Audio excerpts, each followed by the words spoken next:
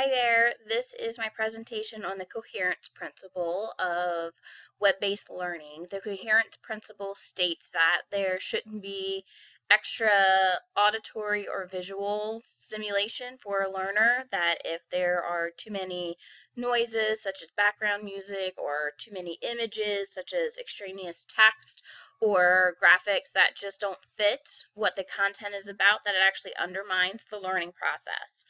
I chose a presentation from my Unit 2 content for 7th grade science for genetics. The concept is about asexual reproduction. Science is a really easy content area, I think, for a violation of the coherence principle, simply because there's so much vocabulary and so much text that we have a tendency to over-explain in the presentation of the material rather than explaining it or really showing our students how to apply what that content really means.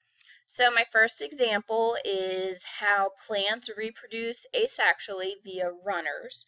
So as you can see, runners are side shoots. So this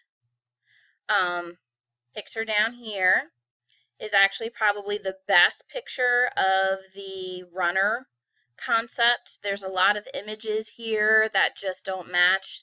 Say up here, for example, with our smiling strawberry.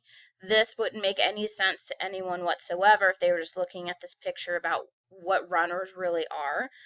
Again, a lot of text, a lot of extraneous pictures, so I modified it to look like this. I simplified the definition, and then I just gave a very simple explanation about how new plants are formed. I broke it out in steps, and then I have an image here, very clear, very concise, about what actually a runner looks like with a plant. The second slide I showed, or I looked at, was for cuttings. Cuttings is how a person artificially asexually reproduces new plants. As you can see here, there's a lot of pictures that most likely 7th grade science content will never need to know. The text jumps around from a definition to how it's actually implemented. There's pictures here that just aren't really, they just don't make a lot of sense.